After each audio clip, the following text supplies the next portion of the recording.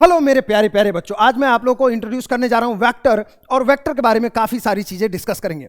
Vector एक बहुत ही आसान सा चैप्टर है, जेडब्ल्यू और नीट में पूछा जाने वाला क्वेश्चन है और बहुत मुश्किल क्वेश्चन भी बनते हैं। लेकिन आज हम लोग केवल इंट्रोडक्टरी पार्ट ऑफ वेक्टर के बारे में डिस्कस करेंगे। यदि आप क्लास 11th में नए नए आए हैं और वेक्टर के बारे में बेसिक जानकारी चाहते हैं तो यहां पर आप लोगों को मिलेगा। तो वेक्टर क्या है, अभी तक हम लोगों ने क्या क्या पढ़ा हुआ है? अभी तक हमने पढ़ लिया है कि वेक्टर क्वांटिटीज से पहले का यूनिट एंड डायमेंशन हमें आता है। हमें कुछ फिजिकल क्वांटिटीज आती है, फंडामेंटल आता है, डिराइव्ड क्वांटिटीज आती है, यूनिट एंड डायमेंशन हम पढ़ चुके हैं। तो वेलोसिटी आता, डिस्प्लेसमेंट आता, ये छोटी छोटी चीजें हमें आती हैं। अब हमें बात यह है कि किसी भी फिजिकल क्वांटिटी को रिप्रेजेंट करने के लिए, बच्चों हम लोगों ने पढ़ रखा है कि किसी भी फिजिकल क्वांटिटी को रिप्रेजेंट करने के लिए सबसे बेसिक कॉन्सेप्ट क्या है? तो सबसे बेसिक कॉन्सेप्ट है its magnitude and its direction. जैसे मैं कहूं कि मैं मार्केट में गया और मार्केट में जाकर के मैंने 5 किलो आम खरीदा। तो आपने क्या किया? आप मार्केट में गए, आप 5 kg मैंगो परचेज किए and this is a complete statement. This is a complete statement. तो फिजिक्स के हिसाब से आपने 5 किलो आम खरीद लिया, इसमें किसी तरीके का कोई तकलीफ नहीं है। 5 किलो आम आपने परचेज किया, तो इसमें से 2 पार्ट है। One part is magnitude and another part is its unit. तो इसके 2 पार्ट हैं। कौन कौन से पार्ट है? एक पार्ट है इट्स का यूनिट और दूसरा पार्ट है इट्स मैग्नीट्यूड। तो हम इसको क्या बोलते हैं? This is magnitude, magnitude, this is magnitude. ये है हमारा मैग्नीट्यूड कि आपने 5 kg मैंगो खरीदा, 5 kg बनाना खरीदा, 5 kg एप्पल खरीदा। तो this is the magnitude. The value is magnitude. 1 2 5 10 20 0 -1 7 20 जो कोई भी वैल्यूज है, all these are considered as magnitude. और मैग्नीट्यूड के बाजू में जो है इसको हम क्या बोलते हैं? This is our unit. ये है अपना यूनिट। तो ध्यान देंगे, किसी भी फिजिकल क्वांटिटी को रिप्रेजेंट करने के लिए हमने 2 चीजों की जरूरत पड़ती है। एक है मैग्नीट्यूड और दूसरा है यूनिट। तो बात यहां पे आता है, सर वेक्टर क्वांटिटीज की जरूरत क्यों पड़ी? आखिर हमें वेक्टर्स की जरूरत क्या है? जैसे फॉर एग्जांपल, मैं एक और एग्जांपल दूंगा। मान लीजिए आप चले गए। एक दूसरा एग्जांपल लेते हैं, ऐसा लेते हैं कि देयर आर 5 स्टूडेंट, 5 स्टूडेंट हैं। ध्यान देंगे, देयर आर 5 स्टूडेंट, 5 स्टूडेंट हैं। ये 5 स्टूडेंट हैं मेरे क्लास में, बहुत ओबीडियंट हैं, मेरी बात को सीधा सीधा मानते हैं। और उन्होंने क्या कहा कि सर आप कुछ आदेश दें। मैंने उनको ऑर्डर किया कि let's run with 5 metre per second. तो सारे बच्चे क्या करेंगे? 5 मीटर पर सेकंड से भागने लगे। कोई इधर भागा, कोई इधर भागा, कोई इधर भागा, कोई ऐसे भाग रहा है, कोई इधर भाग रहा है। So all these students are randomly moving in several direction with a speed of 5 metre per second. तो यहां पे जो हमारा स्टेटमेंट था वो 5 मीटर पर सेकंड का था। मैंने ये नहीं बताया कि किस डायरेक्शन में भागो। यदि मैं कहूं कि every student will move with 5 metre per second along east, यदि सारे के सारे बच्चों को ईस्ट में भागना होता तो मैं बोला कि all the student will move in with 5 metre per second along east. तो जब मैं बोलूं कि ईस्ट, मतलब मैंने अपने स्टेटमेंट में डायरेक्शन यूज कर लिया। तो जब कभी भी किसी भी स्टेटमेंट में डायरेक्शन यूज हो जाए, मतलब हमने वेक्टर इंट्रोड्यूस कर दिया। अब बात यहां पे आती है, सर वेक्टर इंट्रोड्यूस करना ही क्यों? जरूरत क्या है वेक्टर का? 5 metre per second randomly move कर रहा, तो ठीक है। जैसे मैं आप लोग को बताऊं, मान लीजिए कि आप जो है एक क्रॉसिंग पे खड़े हैं। एक चौराहा है जहां पे 4 रास्ते जाते हैं और आपको जलेबी फाफड़ा खाना है। और जलेबी फाफड़ा की आप यहां पे खड़े हैं। आपने मेरे से पूछा, सर जलेबी फाफड़ा की दुकान कहां है? मैंने बोला जलेबी फाफड़ा खाना है, यहां से 3 किलोमीटर दूर जा, जलेबी फाफड़ा मिल जाएगा। अब ये स्टूडेंट क्या किया? डायरेक्शन नहीं पूछा, उसने वेक्टर पढ़ा ही नहीं है। वो तो सीधे मैग्नीट्यूड और यूनिट जानता है। 5 उसको पता चला, किलोमीटर पता चला। अब वो तुरंत भागा, यहां से यहां चला गया and this is 5 kilometre. 5 kilometre चला गया, लेकिन मेरे से पूछना भूल गया किस तरफ है। वो तो उसको उधर नहीं, यहां पे था जलेबी फाफड़ा की दुकान। तो यहां से ये 5 किलोमीटर है। 5 किलोमीटर 5 किलोमीटर। तो एक्चुअल में जो पर्सन, जो आदमी था वो यहां पहुंच गया, अब ये आदमी वहां पहुंच गया, तो एक्चुअल में जलेबी फाफड़ा की दुकान से वो कितना दूर हो गया? 5 kilometre plus 5 kilometre, total 10 kilometre दूर हो गया। वहां जाकर के पूछा किसी से, इधर तो जलेबी फाफड़ा नहीं है, यहां से जलेबी फाफड़ा किधर है? उस आदमी ने बताया यहां से जलेबी फाफड़ा 10 किलोमीटर दूर पड़ेगा। इसने फिर से डायरेक्शन नहीं पूछा, इसने वेक्टर नहीं पढ़ा हुआ था, यहां से फिर से 10 किलोमीटर और आगे चला गया, 10 किलोमीटर और आगे चला गया, इसी पाथ पे और उधर ही चला गया, उधर ही चला गया। क्या लगता है इसको जलेबी फाफड़ा आज मिलेगा कि नहीं मिलेगा, या भूखा रहने वाला है? तो करेक्ट आंसर इज नहीं मिलेगा जलेबी फाफड़ा। क्यों नहीं मिलेगा? क्यों नहीं मिलेगा? क्योंकि इसने डायरेक्शन नहीं पूछा।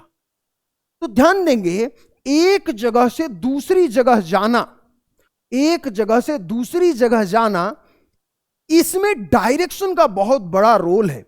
इसी तरीके के कुछ फिजिकल क्वांटिटीज हैं जिसमें डायरेक्शन का बहुत बड़ा रोल है। जैसे मैं आप लोगों से कहूं कि आप यहां से 100 किलोमीटर जाओ, you have to go 100 kilometre from this place. तो मान लो कि आपने 100 किलोमीटर जाना है, तो आप 100 किलोमीटर कोई भी रास्ता आप चूज कर सकते हो। ईस्ट में चले गए, वेस्ट में चले गए, नॉर्थ में चले गए, नॉर्थ से 45 डिग्री पे चले गए, कहीं पे भी जा सकते हो। तो यहां से ये एक तकलीफ है कि आपको डायरेक्शन नहीं पता है। जैसे मैं कहूं यहां से 100 kilometre you have to go towards Ahmedabad, तो आप अहमदाबाद की तरफ 100 किलोमीटर जाओगे। नाउ मेरे स्टेटमेंट में डायरेक्शन है, और ये डायरेक्शन इंडिकेट करता है कि मेरा स्टेटमेंट एक वेक्टर स्टेटमेंट है, because there is a direction, there is a direction. Sir 5 kilo आम जो आपने शुरू के क्लास में परचेज किया था, 5 kg ऑफ मैंगो, क्या वो 5 kg ऑफ मैंगो में वेक्टर हो सकता है? करेक्ट आंसर इज नहीं हो सकता। 5 किलो आम आप राइट साइड में लो, 5 किलो आम लेफ्ट साइड में लेना, ऐसा नहीं, 5 किलो आम ले लो बस, हो गया, नथिंग एल्स। तो 5 kg ऑफ मैंगो में किसी तरीके कोई वेक्टर नहीं है। हां, मैं इधर भागूंगा, मैं इधर जाऊंगा, मैं ऊपर जाऊंगा, नीचे जाऊंगा, there is a direction, there is a direction. तो कहीं पे भी कभी भी आप डायरेक्शन को निग्लेक्ट नहीं कर सकते। तो वेक्टर क्वांटिटीज की खास बात है कि उनके पास डायरेक्शन होता है। और हम क्यों पढ़ रहे हैं vector? Why do we need vectors quantity? जब हमारे पास मैग्नीट्यूड और यूनिट था तो हमने डायरेक्शन की क्या चिंता थी? अपने को डायरेक्शन क्यों चाहिए? टू आइडेंटिफाई द पोजीशन या फिर direction for a physical quantity. तो फिजिकल क्वांटिटीज का क्लियर हो गया कि हम डायरेक्शन क्यों चाहते हैं, हमें डायरेक्शन की जरूरत क्यों पड़ती है। जैसे ध्यान देंगे, एक तो होता है जिसमें हमें डायरेक्शन की जरूरत पड़ती है, दूसरा होता है स्केलर क्वांटिटी। स्केलर क्वांटिटीज वो होते हैं जिनमें डायरेक्शन की जरूरत नहीं पड़ती। जैसे 5 kg of mango, 5 kg of mango में आप ये नहीं बोल सकते हो, मान लो कि ये 5 kg है, तो 5 kg ऑफ मैंगो में आप नहीं बोल सकते 5 kg of mango right side. या फिर मैं बोलूंगा कि जैसे कोई बच्चा आया मेरे क्लास में, मैंने बोला कि कल क्यों नहीं आया था? सर मेरे को बुखार था। तो कितना बुखार था? बेकार 101 के साथ 101 के साथ यूनिट बोलना पड़ेगा, 101। अब 8 डिग्री सेल्सियस तो होगा नहीं, this must be a Fahrenheit, this must be Fahrenheit. तो ये यहां पे आप देखेंगे तो हमारे पास एक हो गया मैग्नीट्यूड और एक हो गया यूनिट, एक हो गया मैग्नीट्यूड, एक हो गया unit. So this is unit, unit is Fahrenheit, या फिर केजी इज यूनिट, ठीक है। और 101 या 5 kg ये सभी क्या है? मैग्नीट्यूड। ये सभी क्या है?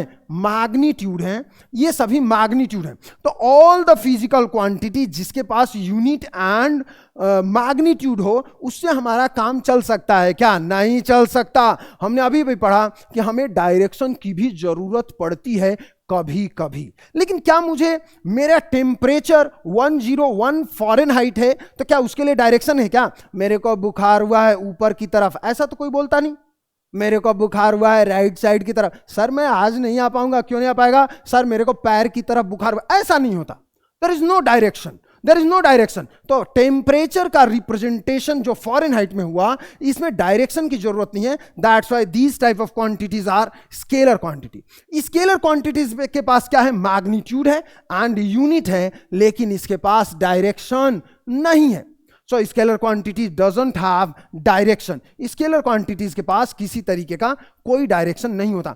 अब मैं जो यहां पे आप लोगों को बताने जा रहा हूं, this is the most important concept about vector and scalar quantity. एक टेंसर क्वांटिटी भी होता है, जैसा कि मैंने बताया, we are not going to discuss tensor quantity because that is not in our syllabus, हमारे सिलेबस में नहीं है tensor quantities. Okay, by the way, back to the topic, difference between vector and scalar quantities. तो जो scalar quantities होती है, scalar quantities और जो वेक्टर क्वांटिटीज होती हैं, उनमें कुछ स्पेसिफिक और खास डिफरेंसेस हैं। जैसे मैं आप लोग को कहूं, सर वेक्टर स्केलर क्वांटिटीज क्या हैं? स्केलर क्वांटिटीज के पास पहला तो यह है कि इसके पास मैग्नीट्यूड होगा, मैग्नीट्यूड होगा, इसके पास मैग्नीट्यूड होगा, इट मस्ट हैव मैग्नीट्यूड होगा, इसके पास मैग्नीट्यूड होगा। स्केलर क्वांटिटीज में हैव मैग्नीट्यूड, इनके पास मैग्नीट्यूड हो सकता है।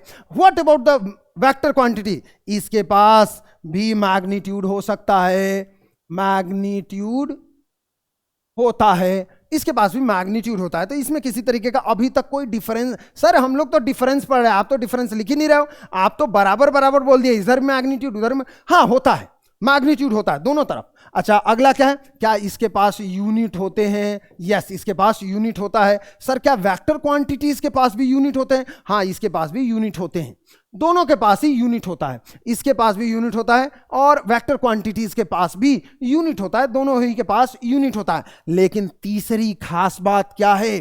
तीसरी खास बात क्या है? It follows vector law of addition। ये कौन सा लॉ ऑफ एडिशन फॉलो करता है? It follow vector law of addition. ये खास बात है, ये कैसा एडिशन फॉलो करता? ये vector law of addition, it follow vector law of addition. ये कैसा एडिशन फॉलो करता? Vector law of addition. और ये कैसा एडिशन फॉलो करता? It follow algebraic addition, it follow algebraic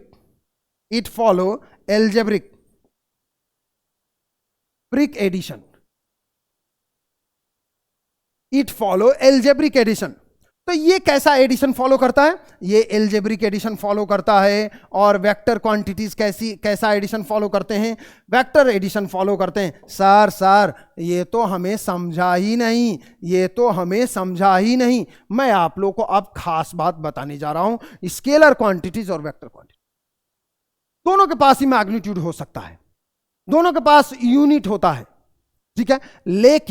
लेकिन ये जो वेक्टर क्वांटिटीज हैं वो follow vector law of addition follow करती हैं। और ये क्या? It follow algebraic addition. Sir algebraic addition क्या है? Algebraic addition means traditional addition, जो अभी तक आप करते आ रहे हो, 2 + 2 = 4, 4 + 2 = 6, इस तरीके का। जैसे यहां पे देखेंगे, जैसे इट फॉलो एल्जेब्रिक एडिशन। जैसे 2, जैसे इसको लेते हैं, 3 + 5 is what? It's 8. It will remain 8 always. ये हमेशा ही 8 रहने वाला है, But what about the vector addition? ध्यान देगा वेक्टर एडिशन, जैसा कि मैं आप लोगों को बता रहा था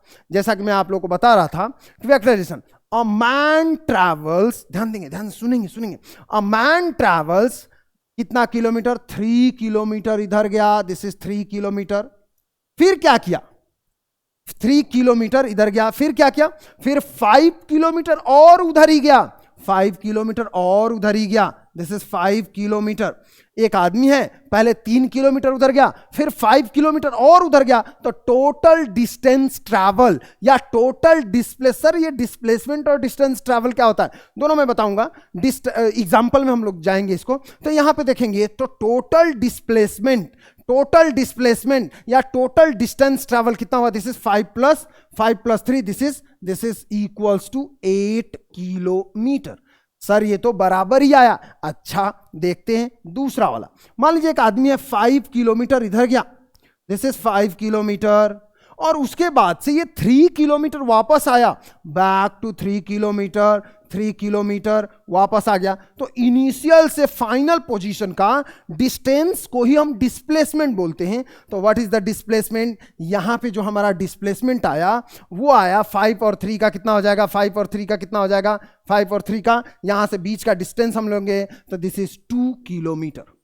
इजंट इट? काफी आसान है, काफी आसान है। जैसे किसी ने कहा सर सर सर सर एक आदमी है 5 किलोमीटर इधर गया, 5 किलोमीटर, और उसके बाद से 3 किलोमीटर इधर चला गया, 3 किलोमीटर इधर चला गया। मैं पूछूं कि इनिशियल पोजीशन से फाइनल पोजीशन का डिस्टेंस बताओ। So this is the distance initial से फाइनल पोजीशन का, और ये डिस्टेंस कितना हो जाएगा? This is 3 kilometre. तो पाइथागोरस सभी लोग पढ़े हैं। दिस इज 5, दिस इज 3, और 5 और 3 का यहां पे कितना हो जाएगा? 25। देखो इसका पाइथागोरस से आप कैलकुलेट करेंगे, दिस इज 5 का स्क्वायर प्लस 3 का स्क्वायर, ये कैलकुलेट किया तो ये हो जाएगा दिस इज 25 प्लस 3 का स्क्वायर इज 9, ये कितना हो रहा है? This is 34। तो यहां पे हो जाएगा दिस इज 34, रूट 34 ये वैल्यू जो आया ये आया रूट 34।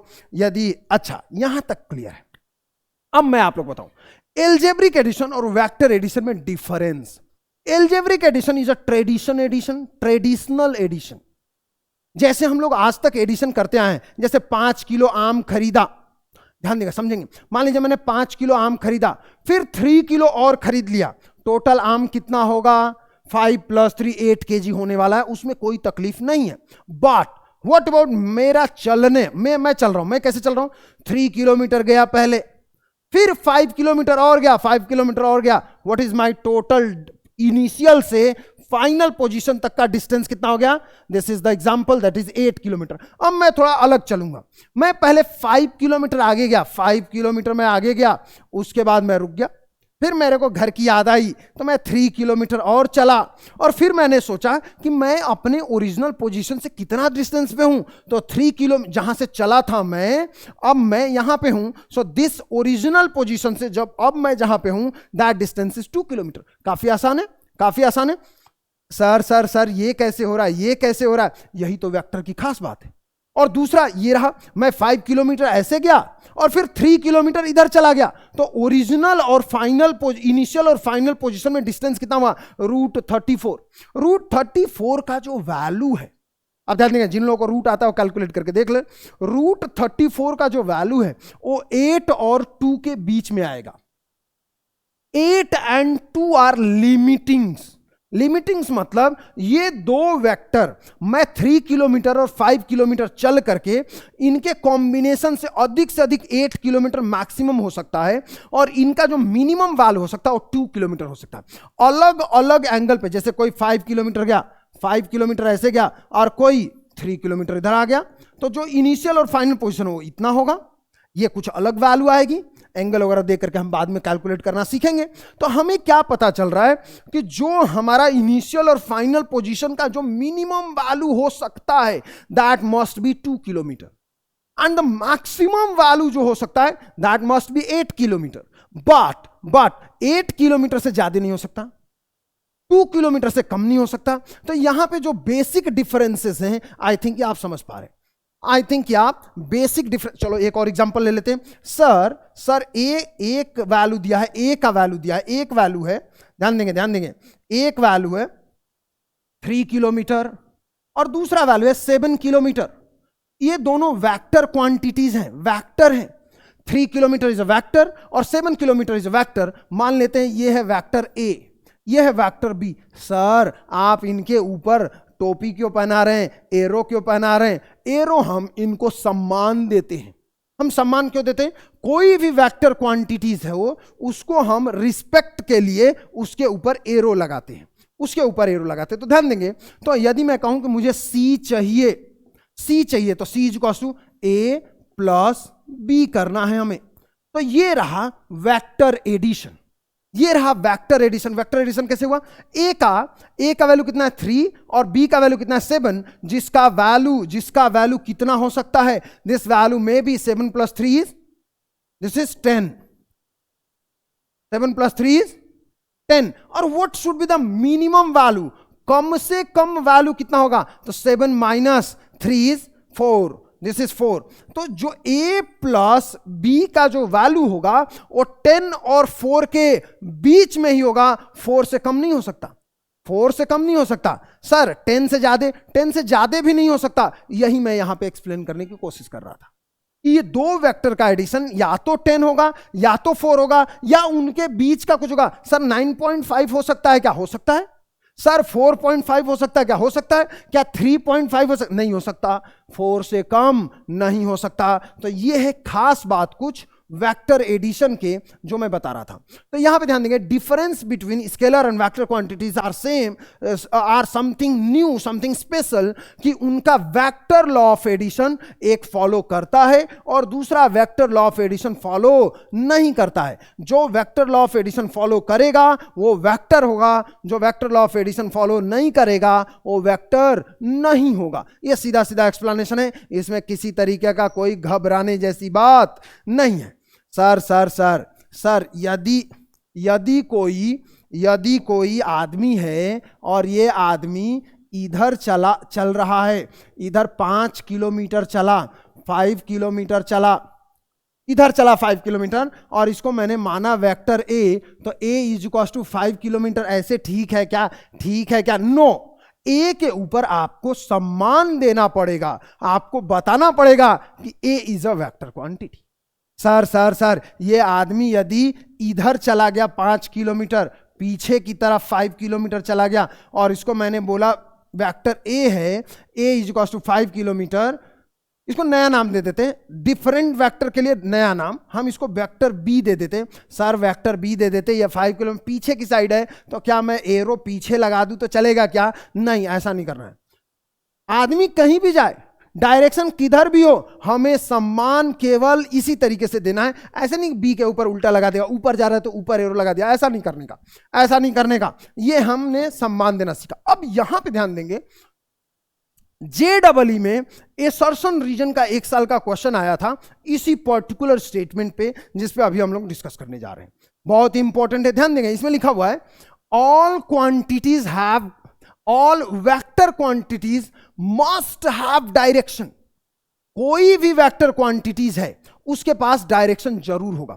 जैसे मैं 1-2 एग्जाम्पल ले लूं आप लोगों के लिए, जैसे प्रीवियस क्वेश्चन जो था उसमें 1-2 एग्जाम्पल भी लिख लेते हैं तो थोड़ा सा आप लोगों को अच्छा लगेगा। वेक्टर और स्केलर के एग्जाम्पल्स, वेक्टर्स और स्केलर के 1-2 एग्जाम्पल ले लेते हैं।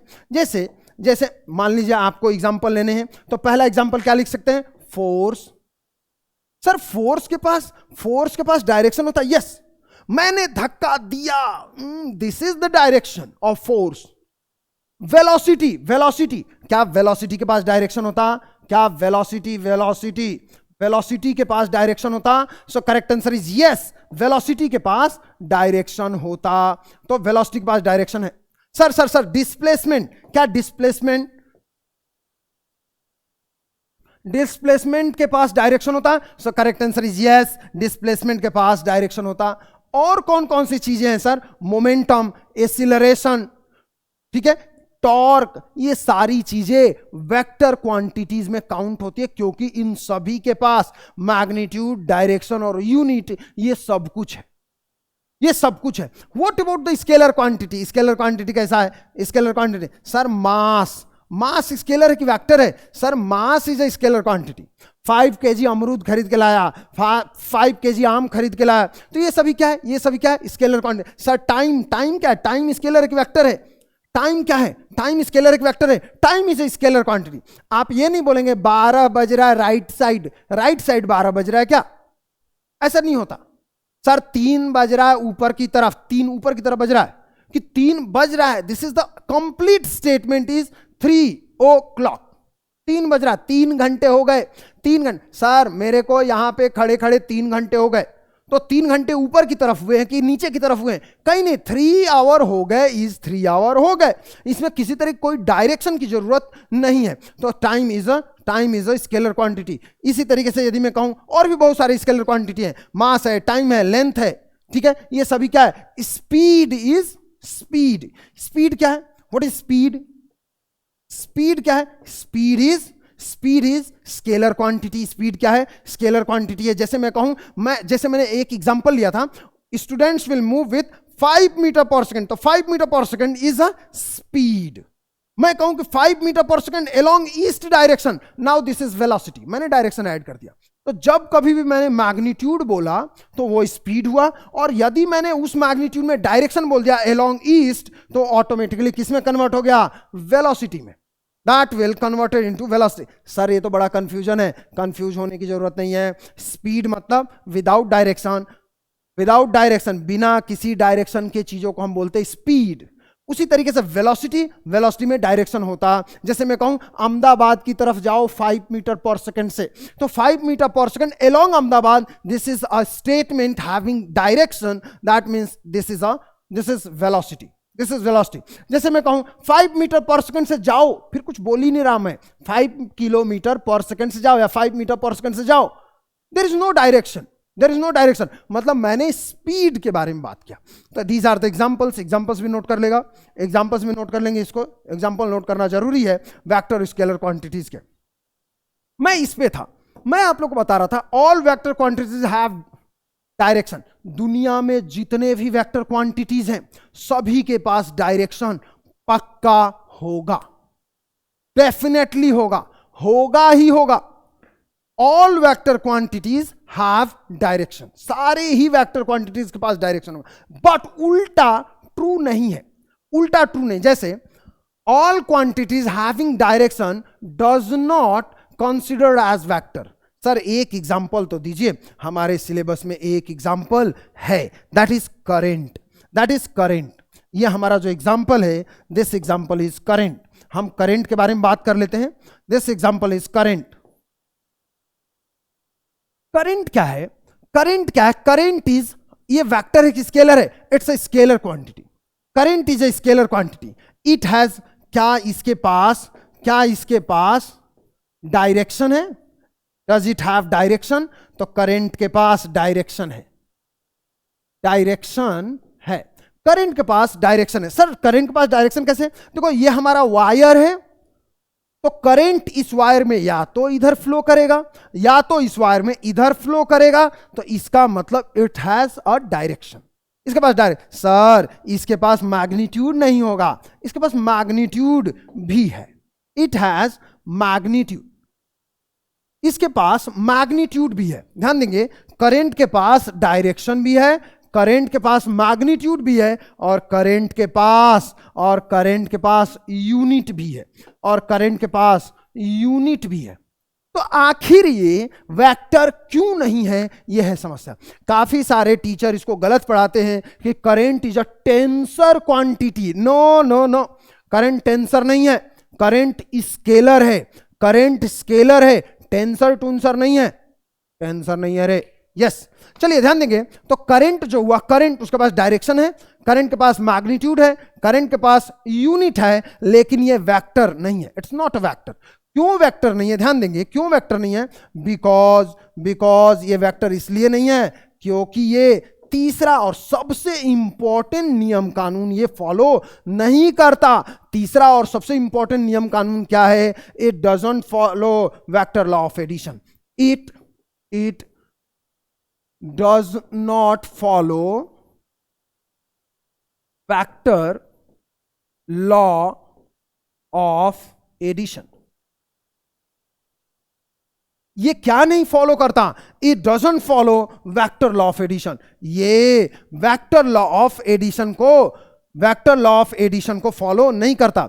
It does not follow vector law of addition, ये ऑफ लिखा हुआ है, ये वेक्टर लॉ ऑफ एडिशन, ये वेक्टर लॉ ऑफ एडिशन को फॉलो नहीं करता है।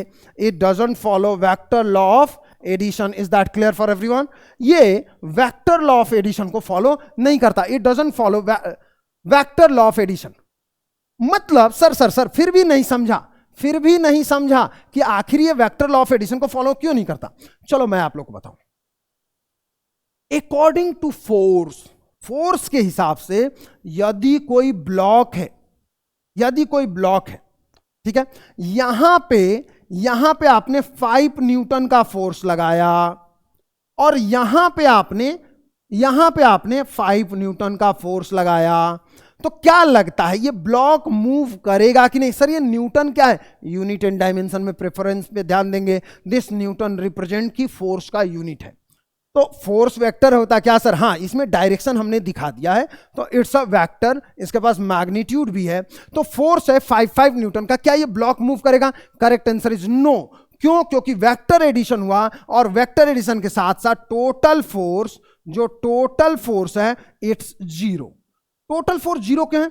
5 न्यूटन इधर से, 5 न्यूटन इधर से, और 5 + 5 इज 0। सर 5 और 5 0? हाँ, क्योंकि वेक्टर एडिशन कर रहे हैं हम। What about the algebraic addition? Algebraic addition में 5 + 5 इज 10 ऑलवेज, बस but in vector addition 5 + 5 is 0। This is the example, this the example. 5 + 5 is 0, but current electricity में ऐसा नहीं होता। जैसे इधर से यदि 5 एम्पियर का करंट आया और इधर से 5 एम्पियर का करंट आया और ये वायर ऐसे चला गया है, तो अकॉर्डिंग एक किरचॉफ्स का नियम है, उसने बताया कि किसी जंक्शन पे total incoming current must be equal to total outgoing current. तो यहां पे टोटल करंट कितना रहा है? 5 + 5 10, और ये 0 नहीं जाता है, ये 10 एम्पियर चला जाता है, ये 10 एम्पियर चला जाता है। यहां से हमें सीधे सीधे पता चला कि दिस करंट डजंट फॉलो, ये फॉलो नहीं करता। क्या नहीं फॉलो करता? Vector law of addition. That's why this current is not a vector quantity. Is that clear? यहां से स्टेटमेंट इसको नोट कर लेंगे बच्चों, बहुत इंपॉर्टेंट है। All vector quantities have direction, सभी वेक्टर क्वांटिटीज के पास डायरेक्शन होगा, लेकिन यदि किसी वेक्टर क्वांटिटी के पास डायरेक्शन है तो ये नेसेसरी, जरूरी नहीं है कि वो वेक्टर होगा। क्यों? क्योंकि उसको ट्रायंगल लॉ ऑफ एडिशन, जो कि बहुत इंपॉर्टेंट लॉ है, उसको फॉलो करना कंपल्सरी रहता है। हमारे सिलेबस में एक एग्जांपल है, and this example is known as current. Current का हमारे पास एग्जांपल है जिसके पास डायरेक्शन है। Current has direction, current has magnitude, but it doesn't follow vector law of addition. इसी कारण से करंट को हम स्केलर क्वांटिटीज की कैटेगरी में रखे हुए हैं।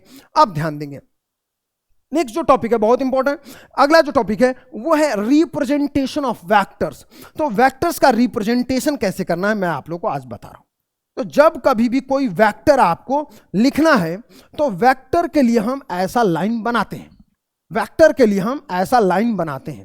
वेक्टर की दो चीजें हैं, एक उसका हेड होता है, इसको हम क्या बोलते हैं? This one is head, head, और इसको हम बोलते हैं tell.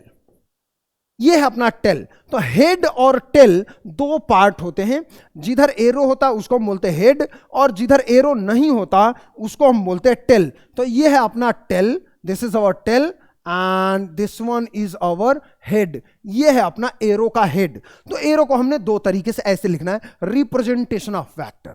One is head, another one is tail. अब थोड़ा और बेहतर, जैसे मैं कहूं कि 5 मीटर मैं ईस्ट में चला, तो यदि आप 5 मीटर ईस्ट में चले, व्हाट इट मींस, यदि आपने 5 मीटर ईस्ट में चले, इसका मतलब आपको रिप्रेजेंट करना है क्या? आप लिखेंगे 5 मीटर। तो ये लेंथ तो 5 मीटर होगा ही नहीं, 5 मीटर तो बहुत बड़ा हमारे बोर्ड से बाहर चला जाएगा, वीडियो से बाहर चला जाएगा। तो आप क्या करेंगे? अब इसको रिप्रेजेंटेशन के लिए हमने सोचा कि ऐसा कर लेते हैं, ऐसा कर लेते 5 मीटर ईस्ट में गया है ना, तो इसको हम इस तरीके से मानेंगे कि 5 centimetre is equivalent to 5 kilometre या मीटर। 5 मीटर मान लीजिए हम लोग लिख रहे थे 5 मीटर। तो यदि मुझे 5 सेंटीमीटर दिखाना है तो इसका मतलब ये ऑटोमेटिकली इक्विवेलेंट है 5 मीटर के। जैसे मैं कहूं 5 न्यूटन, 5 न्यूटन इधर फोर्स लगा है, तो 5 न्यूटन, तो 5 न्यूटन है, तो हमने क्या कंसीडर करना है कि 5 centimetre is equivalent to 5 newton. 5 centimetre is equivalent to 5 newton. ठीक है? तो किसी का भी इक्विवेलेंट, जैसे किसी ने कहा 5 न्यूटन इतना है सर, तो यदि मैं 10 न्यूटन लगाऊं तो what should be the length, what should be the length? तो 10 न्यूटन के लिए ये लेंथ डबल हो जाएगा, डबल हो जाएगा, और आप लिखेंगे 10 centimetre is equivalent to 10 newton. Isn't it? Isn't it? Yes. तो आपका रिप्रेजेंटेशन उसी रेशियो में होना चाहिए, यदि 1 सेंटीमीटर 1 न्यूटन को रिप्रेजेंट कर रहा है तो 2 सेंटीमीटर का लेंथ 2 न्यूटन को रिप्रेजेंट करेगा। तो एरो का जो लेंथ है वो उसके मैग्नीट्यूड को रिप्रेजेंट करता है। Length of the arrow represent its magnitude. Length of the arrow represent its magnitude. तो जितना बड़ा लेंथ उतना ही ज्यादा amplitude. What is amplitude? The numerical value 2, 5 and 20, ये जो न्यूमेरिकल वैल्यूज है वो सभी हम एम्पलीट्यूड में काउंट करते हैं। Is that clear? तो ये रहा रिप्रेजेंटेशन। रिप्रेजेंटेशन बहुत आसान है। Length of the arrow represent as magnitude. Length of the arrow considered as a magnitude. जो हमारा एरो का लेंथ है उसी को हम मैग्नीट्यूड कंसिडर करते हैं। अब ध्यान देंगे यहां पे कुछ खास चीजें हैं जिसके बारे में हम लोग 1 by 1 डिस्कस करेंगे। इंपॉर्टेंट इंफॉर्मेशन, जिसमें से पहला इंफॉर्मेशन है on rotating 2 pi vector doesn't change. What it means? यदि मैं किसी वेक्टर को रोटेट करूं 2 पाई तो उसका चेंज नहीं होता। जैसे बच्चों आप लोगों को मैं बता दूं कि 2 पाई मतलब क्या होता है? 2 पाई मतलब 360 डिग्री। सर ये कैसे हुआ? पाई वाली वैल्यू रेडियन में है और 360 वाली वैल्यू डिग्री में है। इसको आसान तरीके से समझना है तो पाई को हम लिखते हैं pi is equal to pi radian is equal to 180 degree. 180 degree, ये सीधा आसान सा चीज है। रेडियन को हम ऊपर स्मॉल r से रिप्रेजेंट करते हैं और डिग्री के लिए हम छोटा सा यूनिट यूज करते हैं। सर ये रेडियन क्या है? रेडियन वही है जो यूनिट एंड डायमेंशन हमने प्लेन एंगल में पढ़ा था। Okay fine, back to the topic. तो यहां पे लिखा हुआ है on rotating 2 pi vector doesn't change. यदि मैं किसी वेक्टर को 2 पाई से रोटेट कर दूं, 2 पाई मतलब 360 डिग्री, तो वेक्टर बदलेगा कि नहीं बदलेगा? नहीं बदलेगा। जैसे ये अपना वेक्टर है, इसका लेंथ है 5 सेंटीमीटर। 5 सेंटीमीटर मतलब इसका कुछ इक्विवेलेंट कुछ होगा, जैसे एक्सेलरेशन में metre per second 5 centimetre is 5 Newton, मतलब किसी का भी हो सकता है। ठीक है, मैं इसको अब रोटेट कर रहा हूं। रोटेशन मतलब यहां से यदि मैं इतना आ गया तो कितना रोटेट किया? 90 डिग्री। फिर यहां से 90 डिग्री और ज्यादा रोटेट करो, रोटेट किया तो यहां पे आ गया, ये कितना हुआ? दिस इज 180, ये है 90 डिग्री, ये है 180 डिग्री। और ज्यादा रोटेट किया तो ये हो गया, और 90 डिग्री रोटेट किया, और ज्यादा रोटेट किया तो ये रोटेशन टोटल कितना हुआ? 360 डिग्री। तो आपने देखा यदि मैं वेक्टर को रोटेट किया 360 डिग्री तो हमें सेम वेक्टर मिला and this will be form a circle. ये एक सर्कल होगा और length of the arrow that is the vector consider as the radius of the circle. तो इस रेडियस में ये पूरा का पूरा गोल घूम गया और आपने देखा कि on rotating 2 pi vector doesn't change. Vector हमारा नहीं बदला। ये खास बात है वेक्टर की कि हम किसी भी वेक्टर को 2 पाई से रोटेट यदि कर दें, 2 पाई से रोटेशन मतलब 360 डिग्री रोटेट कर दें तो वो वैल्यू नहीं बदलता। आई होप कि समझे होंगे। दूसरा है all vector can shift parallelly. जैसे what is the significance of shifting of vector? ध्यान देंगे यदि मैं किसी भी वेक्टर को जैसे यहां पे ध्यान देंगे, ये एक वेक्टर है, यदि इसी तरीके से इसी वेक्टर को उठा करके मैं यहां रख दूं तो क्या ये वेक्टर बदल गया या वेक्टर सेम रहा? So correct answer is vector will never change. Vector बदलेगा नहीं। सर और थोड़ा सा बेहतर बताइए ना। तो चलो और बेहतर बताता। ये मान लेते हैं ये एक्स एक्सिस है, ये वाई एक्सिस है और यहां पे हमने एक वेक्टर रखा है। क्या मैं इसी वेक्टर को यहां पे भी लिख सकता हूं या बदल गया vector? So correct answer is vector is still same. क्या मैं इस वेक्टर को यहां लिखूं या यहां लिखूं या फिर इसी वेक्टर को यहां लिखूं, क्या कोई चेंज नहीं हुआ? क्या मैं उसी वेक्टर को कहीं पे भी लिख सकता हूं, यहां पे भी लिख सकता हूं? क्या वेक्टर बदला? नहीं बदला। ध्यान देंगे वेक्टर तब तक नहीं बदलेगा जब तक आप इसके लेंथ को छोटा बड़ा न कर दें या फिर इसको रोटेट घुमा न दें। देखो 360 डिग्री घुमाओगे तो सेम मिलेगा, लेकिन कुछ और एंगल घुमा दोगे तो नया वेक्टर मिल जाएगा। तो वेक्टर्स को आप एक जगह से बिल्कुल ऐसे ही उठा करके कहीं दूसरी जगह रख सकते हैं। This vector will not change. कब तक चेंज नहीं होगा? तब तक चेंज नहीं होगा जब तक इसके लेंथ को आप ना बदल दे। जैसे इसको उठा करके यहां रखा और इतू सा लेंथ कर दिया, नाउ वेक्टर हैज चेंज्ड। कोई मुझे बताएगा व्हाई वेक्टर चेंज? क्योंकि length of the vector gives magnitude. तो ध्यान देंगे कई बार क्वेश्चन आता है कि यदि मैं लेंथ आधा कर दूं तो लेंथ आधा कर दूं मतलब मैग्नीट्यूड आधा हो गया। लेंथ डबल कर दूं, वेक्टर का लेंथ डबल कर दूं मतलब मैग्नीट्यूड डबल हो गया, सीधा सीधा। तो जब कभी भी आप किसी वेक्टर को पैरेलली शिफ्ट करते हैं, all vector can shift parallelly. यदि आप किसी वेक्टर को पैरेलली शिफ्ट करते हैं तो इस बात का ध्यान रखें बच्चों कि आप पैरेलली शिफ्ट कर सकते हैं, वेक्टर चेंज नहीं होगा। तब तक चेंज नहीं होगा जब तक उसके लेंथ को आप छोटा बड़ा ना कर दो या रोटेट ना कर दो। रोटेशन भी 360 हुआ, दैट इज 2 पाई हुआ यदि रोटेशन, तो बदलाव नहीं होगा। कोई और एंगल पे रोटेट कर दिया आपने तो बदलाव हो जाएगा। क्या मैं इस वेक्टर को उठा के कहीं पे भी रख सकता हूं?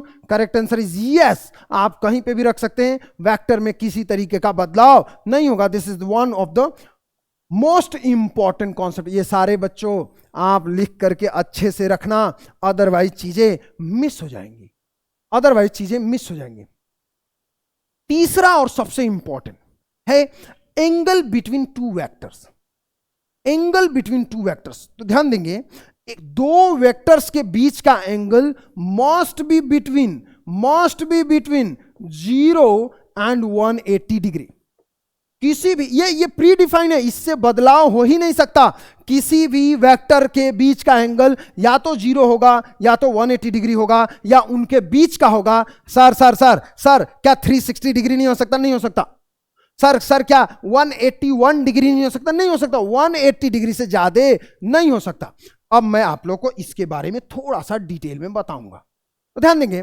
Very important concept, that is angle between two vectors. तो जब कभी भी दो वेक्टर है, जैसे ये है अपना वेक्टर नंबर 1 और ये है अपना वेक्टर नंबर 2, क्या ये दो वेक्टर्स हैं? हाँ, दो वेक्टर्स हैं।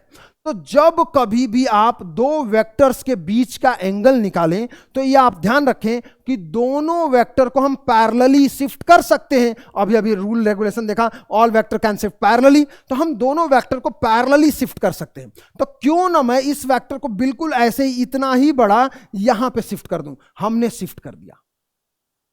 अच्छा, शिफ्ट कर, क्या मैं यहां पे भी शिफ्ट कर सकता था? कहीं पे भी शिफ्ट कर सकते थे, लेकिन हम चाहते हैं कि शिफ्ट ऐसा करें जब उनके टेल से टेल जुड़ा हो, पूंछ से पूंछ, पूंछ से पूंछ, हाँ, टेल से टेल। दिस इज टेल, ये टेल है और ये दूसरे वाले का टेल है। जब कभी भी वेक्टर्स के टेल से टेल जुड़े हुए होते हैं तो उसका जो छोटा वाला एंगल है वो एंगल हम मानते हैं angle between the vectors. Clear?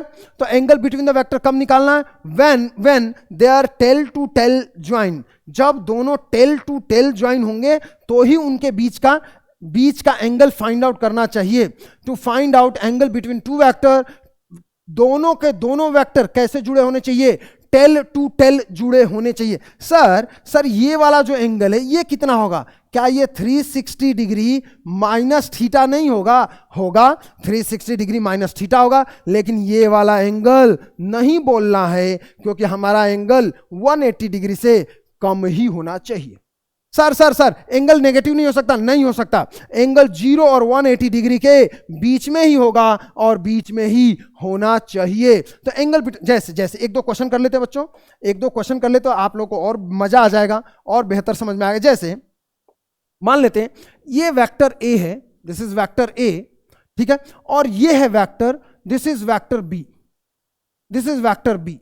तो दो वेक्टर हैं, वेक्टर को सम्मान देना है, हमें रिस्पेक्ट देना है, तो इसलिए हमने इनके ऊपर एरो लगा दिया। और क्वेश्चन है, ये दिया हुआ है 30 डिग्री, और क्वेश्चन है find angle between, find angle,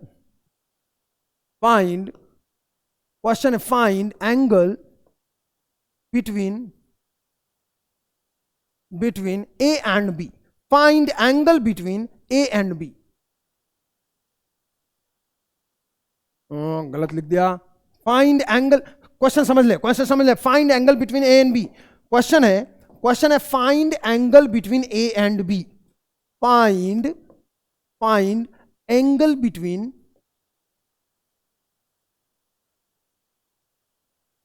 between A, vector A and vector B. Vector A और बी के बीच का एंगल हमें चाहिए, ये रहा क्वेश्चन। तो कभी भी एंगल, क्या ये आंसर शुड बी 30 डिग्री? क्या हमारा आंसर 30 डिग्री हो सकता? नहीं हो सकता। क्यों नहीं हो सकता? क्योंकि एंगल हमें फाइंड आउट करना है बच्चों, तो उसके लिए उनका टेल से टेल जुड़ा होना नेसेसरी कंडीशन है, सफिशिएंट कंडीशन है। क्या इन दोनों के टेल जुड़े हुए हैं? ना, इसका हेड जुड़ा है और इसका टेल आपस में जुड़े हुए हैं। इसका हेड और इसका टेल जुड़ा हुआ है, तो हेड और टेल के बीच का एंगल नहीं है, टेल से टेल। तो क्या मैं किसी एक वेक्टर को उठा करके टेल से टेल जोड़ सकता हूं? हाँ, पैरेलल शिफ्टिंग अलाउड है। तो हमने क्या किया, ए को यहां पे बनाया बिल्कुल वैसे ही, this is our vector A. अब बी को मैं क्या किया, यहां से उठा करके लाया और यहां पे रख दिया, ऐसा हो गया वेक्टर बी। तो क्या वेक्टर ए बदल गया? नहीं बदला, पैरेलली यहां से उठा के हमने यहां रखा है। क्या वेक्टर बी बदल गया? नहीं, वेक्टर बी को भी हमने उठा करके बिल्कुल वैसा ही यहां पे रखा है, कुछ भी चेंज नहीं किया, देयर इज नो चेंज, कोई भी बदलाव नहीं है, पैरेलल शिफ्टिंग अलाउड है। हमने लेंथ भी सेम रखा है, डायरेक्शन भी सेम रखा है। अब क्या हुआ, ध्यान देंगे, अब ये एंगल जो था, दिस एंगल वाज, ये जो एंगल गिवन था ये कितना था? 30 डिग्री। लेकिन ये आंसर नहीं था, हमारा आंसर कौन सा है? ये आंसर है। ये यदि 30 डिग्री है तो ये एंगल भी 30 डिग्री होगा, दो पैरेलल लाइंस है ना, तो ये angle 30 degree, so this one is also 30 degree. तो ये भी यदि 30 डिग्री हुआ तो ये कितना हुआ? Total is 180 degree, total is 180 degree. 180 में से 30 आप घटा दो, सो दिस इज 150 डिग्री। इसका मतलब angle between A, vector A and B is, question ये है, आधे से अधिक बच्चे 30 डिग्री लिख के आ जाएंगे, but what should be the answer? Angle between A and B is 150 degree. Angle between A and B is 150 degree, 150 degree. चलो सर एक और क्वेश्चन हो जाए। चलो मैं आप लोगों के लिए एक और क्वेश्चन और कर देता हूं, इसको नोट करना है तो बच्चों नोट कर लो फटाफट, बहुत इंपॉर्टेंट क्वेश्चन है, बहुत इंपॉर्टेंट क्वेश्चन है। इस तरीके के क्वेश्चन आते हैं, आप लोगों को ध्यान रखना है कि कभी भी वेक्टर्स के बीच का एंगल बताना है तो आप लोगों को ध्यान रखना है कि उनका टेल से टेल जुड़ा होना जरूरी है। सिमिलरली बहुत सारे लोग एक्सप्लेन करते हैं, सर हेड से हेड जुड़ा रहेगा तो भी बता सकते हैं। हाँ, तो भी आंसर सेम आता है, हेड से हेड जुड़ा रहे तो भी आंसर सेम आता है, लेकिन हम फिलहाल किसी एक ट्रैक पे चलेंगे, दैट इज टेल से टेल जुड़ा रहेगा, उसी के बीच के एंगल को हम कंसीडर करेंगे। तो यहां पे ध्यान देंगे बच्चों, यस एवरीवन ध्यान देंगे। मैं इसको मिटा रहा हूं। अभी फिर से जो क्वेश्चन है, angle between A and B find out करना है। Angle between A and B, A और बी के बीच में एंगल चाहिए हमें। इस बार ये है अपना ए, दिस इज और ए, और ये है अपना वेक्टर बी, दिस इज और बी। ये वेक्टर ए सम्मान देना है तो हम टोपी पहना देते हैं इनको हम एरो दे देते हैं कि आप एरो लीजिए, आपके पास डायरेक्शन है, आपको सम्मानित किया जाता है, और आपके सर पे एक एक एरो दिया। तो ध्यान देंगे, ये वेक्टर ए है, ये वेक्टर बी है, और ये एंगल दिया 120 डिग्री। तो what is the angle between A and B? तो क्या हम यहां से एंगल बता सकते हैं? नहीं, क्योंकि हमारा एरो का हेड और इस एरो का टेल जुड़ा हुआ है, तो हेड और टेल जुड़े रहेंगे तो हम एंगल नहीं बता सकते। तो किसी एक को शिफ्ट करना होगा हमें। तो ऐसा करते हैं, यह है हमारा vector A, this is vector A, और क्यों ना हम बी वेक्टर को यहीं से उठा के पैरेलली यहां शिफ्ट कर दें। तो हमने बी वेक्टर को बिल्कुल वैसे ही शिफ्ट कर दिया, बी को हमने बदलाव नहीं किया, ना ही हमने बी को रोटेट किया, ना ही हमने बी के लेंथ को छोटा किया, बी को उठाया यहां से और यहां पे रख दिया। तो दिस एंगल नाउ, अब ये टेल से टेल जुड़ गए। जब कभी भी दो वेक्टर के टेल से टेल जुड़े होंगे तो उनके बीच के एंगल को हम क्या बोलते हैं? That is angle between A and B. तो यहां पे दिस एंगल ये 120 डिग्री है, तो यहां पे ध्यान देगा, ये वही लाइन था, ये एंगल था 120 डिग्री, 120 डिग्री। तो यहां पे ये वैल्यू कितना हो जाएगा? दिस इज 60 डिग्री, टोटल 180 होना है। तो ये लाइन ही तो पैरेलल है इसके, तो ये कितना हो जाएगा? 60 डिग्री हो गया solve. This one is 60 degree.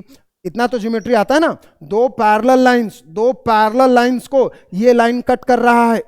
ये एक पैरेलल लाइन जिसको आपने उठा के यहां रखा हुआ है, तो ये यदि 60 है तो ये भी 60 डिग्री होगा, इजंट इट? यस। तो angle between A and B is 60 degree, यहां पे सीधे सीधे दिखता। तो इस यहां से हम बता सकते हैं कि दो वेक्टर्स के बीच का एंगल हम कैसे फाइंड आउट करते हैं। चलिए हम और आगे चलेंगे और ध्यान देंगे, अगला है अगला है type of vector and this is the last topic for today. आज के लिए आखिरी टॉपिक है टाइप ऑफ वेक्टर। तो बहुत सारे तरीके के वेक्टर्स होते हैं, वन बाय वन मैं फटाफट आप लोगों को बताता हूं। पहला है यूनिट वेक्टर। यूनिट वेक्टर बहुत खास है, इसके बारे में लिखेंगे। Its magnitude is 1, it's just a second हम थोड़ा सा ये 5th पॉइंट है, हम थोड़ा सा फर्स्ट पॉइंट पे चलते हैं। फर्स्ट पॉइंट पे चलते हैं। यस, तो ध्यान देंगे टाइप ऑफ वेक्टर को हमने अलग अलग 5-6 भागों में डिवाइड किया हुआ है। वन बाय वन हम लोग देखेंगे। तो ध्यान देगा टाइप ऑफ वेक्टर में पहला तो है इक्वल वेक्टर। इक्वल वेक्टर किसको बोलते हैं? वो वेक्टर जिसका मैग्नीट्यूड एंड डायरेक्शन इक्वल हो, बराबर हो, एक जैसा हो। ठीक है, उसको हम क्या बोलते हैं? Equal vector. Vector having same magnitude and direction. Vectors having, इसको हम कैसे डिफाइन करेंगे? इसको हम ऐसे डिफाइन करेंगे, vectors having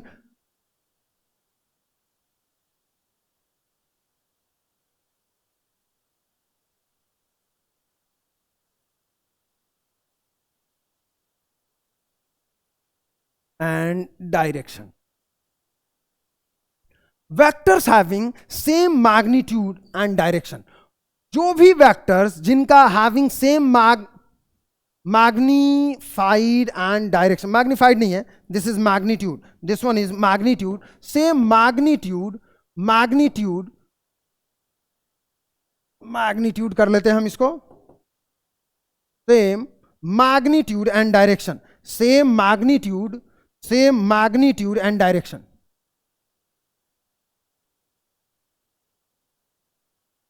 same magnitude and direction. वो वेक्टर जिनका मैग्नीट्यूड सेम है और डायरेक्शन सेम है, वो सारे वेक्टर इक्वल वेक्टर होते हैं। कैसे सर? एक दो एग्जांपल हो जाए। जैसे मान लीजिए किसी ने एक वेक्टर लिखा ऐसा, और ये 2 सेंटीमीटर लेंथ का है, 2 सेंटीमीटर लेंथ का है, और किसी ने एक वेक्टर बनाया यहां पे और ये भी है 2 सेंटीमीटर मैग्नीट्यूड का। तो ऐसे वेक्टर क्या होंगे? These 2 vectors are equal vector, क्योंकि दोनों का ही हॉरिजॉन्टल से इंक्लिनेशन, मान लीजिए ये थीटा है तो इसका भी हॉरिजॉन्टल से इंक्लिनेशन थीटा है। सर ये तो वही हो गया कि पैरेलल वेक्टर हैं, आपने पैरेलली शिफ्ट कर दिया। बिल्कुल आप ऐसा सोच सकते हैं कि दो वेक्टर यदि सेम मैग्नीट्यूड एंड डायरेक्शन में है तो वैसे वेक्टर को हम बोलते हैं इक्वल वेक्टर। काफी आसान है इक्वल वेक्टर। अब इक्वल वेक्टर के आगे चलें तो दूसरा है नेगेटिव वेक्टर्स। कई बार वेक्टर्स को नेगेटिव वेक्टर्स भी बोलते हैं हम। जैसे किसी ने कहा कि यदि वेक्टर ए इधर है तो हमें चाहिए -a vector, that is the negative vector. तो जब कभी भी नेगेटिव वेक्टर की बात करते हैं तो मैग्नीट्यूड, ये मान लीजिए 5 सेंटीमीटर का है, तो हम इसको 5 सेंटीमीटर रखते हुए डायरेक्शन केवल उल्टा कर देंगे। दिस इज 5 सेंटीमीटर मान लेते हैं। तो ये हुआ a, तो दिस इज माइनस है। जैसे एक और एग्जांपल लेते हैं। मान लीजिए कि आपके पास एक वेक्टर है ऐसा, दिस इज वेक्टर a, और यह 5 सेंटीमीटर लेंथ का, और दूसरा वेक्टर है इधर, and this is vector b, और ये भी है 5 सेंटीमीटर का। तो क्या हम लिख सकते हैं a is equals to b? नहीं, हम a is equals to b नहीं लिख सकते, a is equals to -b लिखेंगे। a is equals to -b लिखेंगे in the case of negative vectors. But what about the equal vector? जो first part था equal vector में मान लीजिए कि ये वेक्टर a है। If this vector is a and this vector is b, तो यहां पे आप लिखेंगे vector a is equals to vector b, यहां पे बराबर है। बट नेगेटिव वेक्टर में आपने क्या लिखा है? नेगेटिव वेक्टर में आपने लिखा है a is equals to -b। This is the basic difference. अब थर्ड टाइप ऑफ जो है, तीसरा है parallel and anti parallel vectors. जो पैरेलल और एंटी पैरेलल्स हैं, जो पैरेलल वेक्टर हैं और जो एंटी पैरेलल वेक्टर हैं, उनके बारे में मैं थोड़ा सा आप लोगों को बता दूं। वो वेक्टर जो पैरेलल हो उनको हम बोलते हैं पैरेलल वेक्टर, जो एंटी पैरेलल हो उनको बोलते हैं एंटी पैरेलल। जैसे ये एक वेक्टर है और एक वेक्टर ये है। क्या ये पैरेलल वेक्टर है? हां, इसमें मैग्नीट्यूड देखने की जरूरत नहीं है। इक्वल वेक्टर में मैग्नीट्यूड भी बराबर होना चाहिए, बट पैरेलल वेक्टर में दोनों को पैरेलल होना चाहिए। तो तो ये यदि वेक्टर ए है और ये यदि वेक्टर बी है तो हमें सीधे सीधे दिखता कि मैग्नीट्यूड में ए ज्यादा है, तो आप A is equals to B नहीं लिख सकते, A is equals to B नहीं लिख सकते, बी के साथ there must be some magnitude जिसको आप मल्टीप्लाई करके इसके बराबर जरूर सोच सकते हैं। तो ध्यान देंगे पैरेलल वेक्टर को ऐसे लिख सकते हैं, this is the concept of parallel vector. जैसे एक वेक्टर इधर है और दूसरा वेक्टर इधर है, तो ये पैरेलल वेक्टर। क्या इक्वल वेक्टर पैरेलल वेक्टर होंगे? हाँ, इक्वल वेक्टर पैरेलल वेक्टर होंगे, जहां पे n का वैल्यू 1 हो जाएगा और इक्वल वेक्टर पैरेलल वेक्टर हो जाएंगे, जैसा कि पहला पॉइंट आप लोगों ने लिखा था। What about the anti parallel? Anti parallel या नेगेटिव वेक्टर्स, इसको थोड़ा सा कॉन्सेप्चुअली समझेंगे। मान लीजिए ये है वेक्टर ए, ये है वेक्टर ए और ये है vector B, this is vector B. तो these vectors are anti parallel. इनको रिप्रेजेंट कैसे करना है? तो A is equal to B नहीं लिख सकते, माइनस बी लिख दे। क्या माइनस बी भी नहीं लिखेंगे? बी के मैग्नीट्यूड में एन से मल्टीप्लाई करेंगे। एन इज अ नंबर 1 2 3 1.5 2.7 कुछ भी एन का वैल्यू होगा, जिससे आप मल्टीप्लाई करेंगे तो इसका मैग्नीट्यूड बढ़ते बढ़ते ए के बराबर हो जाए। जैसे किसी ने कहा ए इज इक्वल टू 4 सेंटीमीटर और बी इज इक्वल टू है 1 सेंटीमीटर, तो आप एन का वैल्यू कितना रखेंगे? एन का वैल्यू रख देंगे 4 इंटू 1। मान लीजिए बी का वैल्यू है 2, बी का वैल्यू है 2, तो बी के जगह पे 2 रखेंगे और एन के जगह पे क्या रखेंगे? 2, तो 2 इंटू 2 मल्टीप्लाई होकर कितना हो जाएगा? 4। तो यहां पे एन का वैल्यू इस तरीके से देखेंगे कि इनका इस तरीके से रिप्रेजेंटेशन हो सकता है। तो यहां से क्लियर हो गया, पैरेलल वेक्टर मतलब एक ही डायरेक्शन में हो, एंटी पैरेलल मतलब ऑपोजिट डायरेक्शन में हो, और इनको हम एक दूसरे के टर्म्स में रिप्रेजेंट कर सकते हैं। अगला जो बहुत इंपॉर्टेंट कॉन्सेप्ट है वो है कॉन्करेंट वेक्टर। कॉन्करेंट वेक्टर बहुत इंपॉर्टेंट है, बहुत सारे लोग इसको बढ़िया से नहीं समझते या बढ़िया से समझ नहीं पाते हैं। ध्यान देंगे, व्हेन 2 और more than 2 vector intersect at a point, when 2 और more than 2 vector intersect at a point, when 2 और more than 2 vectors,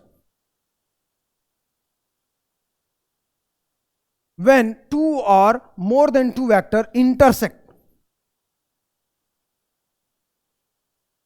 at a single point, intersect at a single point। ध्यान देंगे, जब कभी भी 2 या 2 से ज्यादा वेक्टर एक किसी सिंगल पॉइंट पे इंटरसेक्ट करते हैं, किसी एक ही पॉइंट पे इंटरसेक्ट करते हैं या इंटरसेक्ट करते हुए लगते हैं, इंटरसेक्ट करते हुए लगते हैं मतलब मैं आप लोग को बताता हूं। ध्यान देंगे, व्हेन 2 और more than 2 vectors intersect at a same point, वैसे वेक्टर्स को बोलते हैं कॉन्करेंट वेक्टर। जैसे मान लीजिए ये है हमारा vector A, this is vector A, और ये है अपना वेक्टर बी, ये है अपना वेक्टर बी। तो ए और बी वेक्टर इस पॉइंट पे कट करेंगे, ए और बी वेक्टर इस पॉइंट पे कट करेंगे। यदि सी वेक्टर होता तो वेक्टर सी यहां पे होता, वेक्टर डी होता तो वेक्टर डी ऐसा हो सकता था, दिस इज डी, ये भी यहीं पे कट कर रहा है।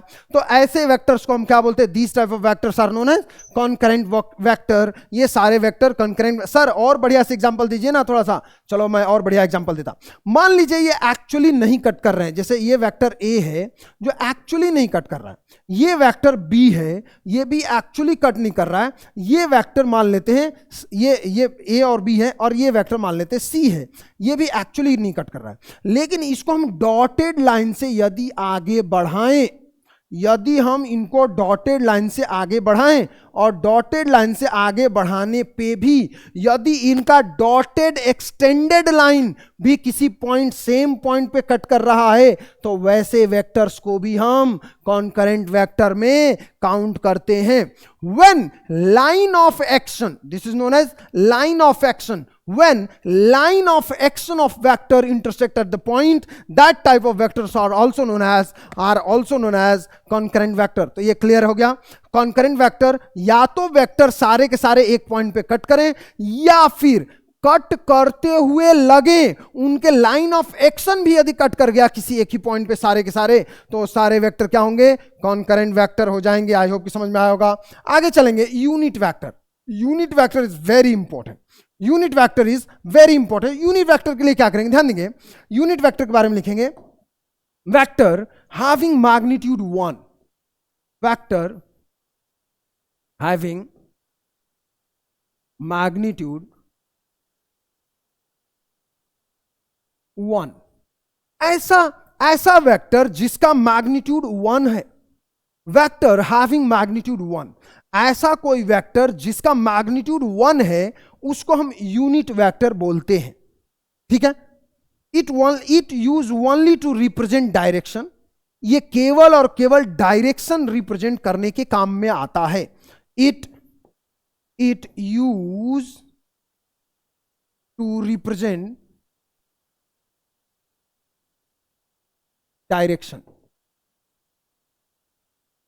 ये किस काम में आता है? It use to represent direction, ये केवल और केवल डायरेक्शन बताने के काम में आता है। Is that clear for everyone? तो unit vector clear, vector having magnitude 1, केवल 1 मतलब एक ही मैग्नीट्यूड नहीं, 1 मतलब 1 डिजिट वाला 1, ऐसा 1 ऐसा 1। अच्छा ध्यान देंगे, थोड़ा सा मैं मैग्नीट्यूड के बारे में बता दूं। जब कभी भी मान लीजिए ये है वेक्टर ए, तो ये वेक्टर ए है, और यदि किसी ने लिखा वेक्टर ए, तो ये रहा अपना मैग्नीट्यूड। दोनों तरफ से जब हम वेक्टर को मॉड लगा देते हैं तो वो हो जाता है हमारा magnitude, and this is 1, this must be 1। Unit vector का मैग्नीट्यूड 1 होना ही पड़ेगा, होता ही है, इसमें किसी तरह कोई डाउट नहीं। अच्छा सिमिलरली बहुत सारे बुक्स में इसको केवल ए से लिखा हुआ है, केवल ए से लिखना मतलब मैग्नीट्यूड की ही बात हो रही है। अच्छा बहुत सारे बुक्स में वेक्टर ए को बोल्ड ए से भी लिखा हुआ, बोल्ड लिखा हुआ है, दिस वन इज बोल्ड, मोटे अक्षरों में लिखा है, बोल्ड लिखा है। बोल्ड मतलब वेक्टर की ही बात कर रहा है, बोल्ड मतलब वेक्टर की बात कर रहा है। यदि बोल्ड नहीं है, नॉर्मल लेटर में लिखा हुआ है, तो मॉड लगा के लिखते हैं, दिस इज मैग्नीट्यूड इज 1। और बहुत सारे बुक में मॉड नहीं लगाया है, सिंपली लिख दिया है, तो this value should be 1।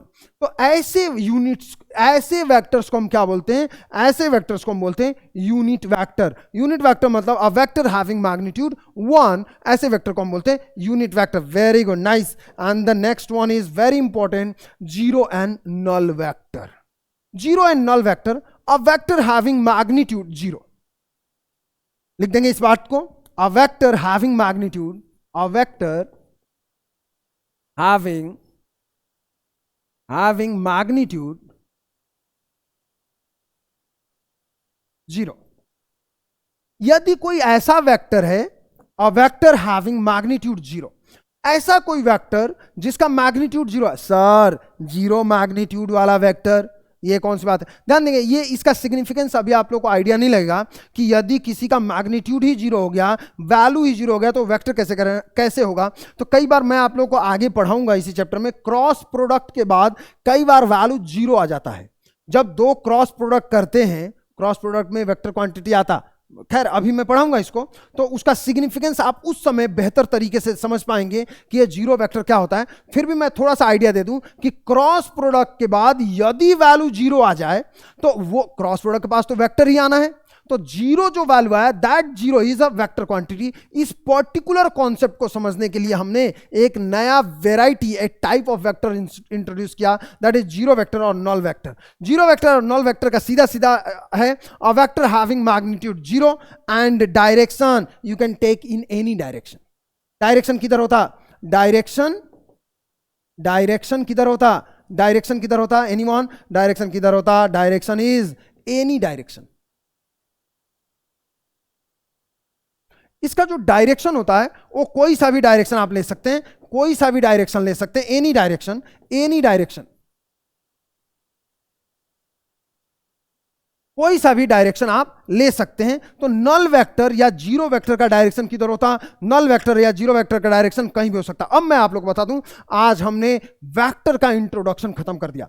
Next class में हम यहीं पे डिस्कस करने वाले हैं, जिसमें हम लोग डिस्कस करेंगे नेक्स्ट वीडियो में कि how to add the vector. Vector को ऐड करने के फॉर्मेट्स क्या हैं, क्या क्या फॉर्मूले हैं, कितने तरीके हैं, आखिर इस चैप्टर का मंत्र क्या है। Initial tail to final head is the mantra of this chapter of addition. Next class में हम लोग डिस्कस करने वाले हैं कि how to add 2 vector. So आज के लिए फिलहाल इतना ही। Thank you so much.